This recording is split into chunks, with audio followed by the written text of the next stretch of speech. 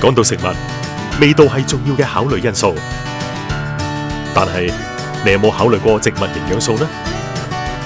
植物營養素可以喺唔同顏色嘅蔬菜同水果入邊揾到，係嚟自植物嘅營養素。科學研究指出，植物營養素係幫助我哋達至優質健康嘅要素。有趣嘅係，我哋可以透過顏色去分辨喺蔬果入邊嘅植物營養素。例如，綠色有豐富嘅葉黃素，紅色有番茄紅素，藍色同紫色可以提供白藜蘆醇，黃色同橙色可以提供乙種胡蘿蔔素，白色就可以提供蒜素。呢一系列顏色嘅蔬果可以為你提供所需要嘅植物營養素，嚟維持健康嘅生活方式。植物營養素淨係可以喺植物入面揾到，亦係紐崔萊營養補充品嘅主要成分。紐崔萊喺研發營養補充品，尤其係植物營養素方面，一直領先同齊。